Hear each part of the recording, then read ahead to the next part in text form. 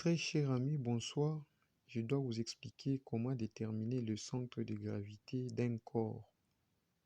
Un corps bien assemblé, comme vous êtes en train de voir là. J'ai la partie 1 et la partie 2.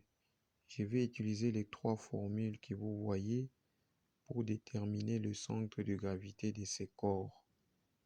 Et ce sera très facile parce que YG doit être égal à la somme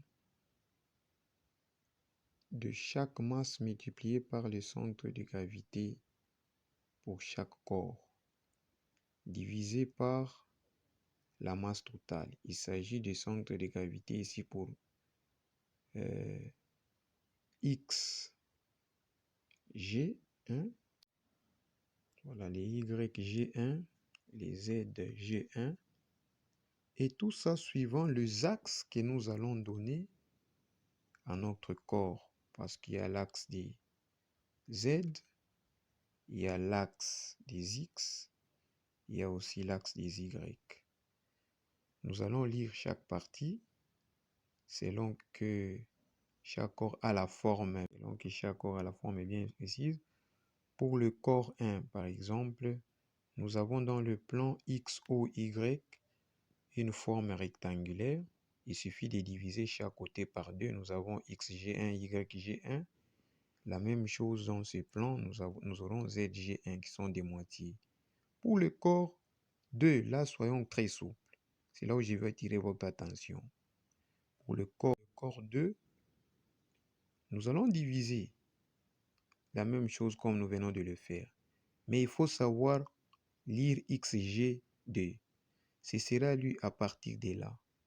Comme le point 0 est là, nous allons lire de là jusqu'ici. La même chose pour YG2 de là jusqu'ici. Pour Z, c'est de là jusque là. Par exemple, si pour X, cette distance est de 3 et que l'autre distance est de 5, nous allons faire 5 plus 3. 3 qui est la moitié de l'autre en supposant que c'est 6. Donc 5 plus 3, nous aurons déjà 8. Il faut le faire partout avec le même principe. Maintenant, qu'est-ce qui va? Parce que nous avons deux corps, pour enrichir nos trois formules, nous avons deux corps, nous allons écrire nos formules de la sorte. XG, ce sera M1 XG1 multiplié plus M2 XG2 sur la somme totale. Nous allons faire la même chose pour YG, nous allons faire la même chose pour ZG. Mais il peut arriver que nous avons déjà la masse volumique de l'ensemble de notre corps, supposant que les deux corps sont homogènes. Cette masse volumique a été trouvée par M1 plus M2 sur V1, V2. Ça va nous permettre de trouver aussi des masses pour chaque corps en utilisant des formules que vous voyez là, que vous êtes en train de voir là. Par exemple, ici, c'est la même masse volumique. Il suffit de déterminer le volume du corps 1, qui est par exemple une forme parallélépédique.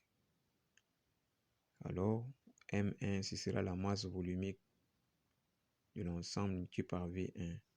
La même chose pour M2, la masse volumique. Voilà, c'est juste une façon d'enrichir tout ce que nous avions vu. Parce qu'il y a beaucoup de questions qui ont été posées. J'étais obligé de faire cette représentation pour permettre aux étudiants de bien comprendre comment on peut déterminer la masse volumique d'un corps dans l'espace. Merci, à tout à l'heure, merci.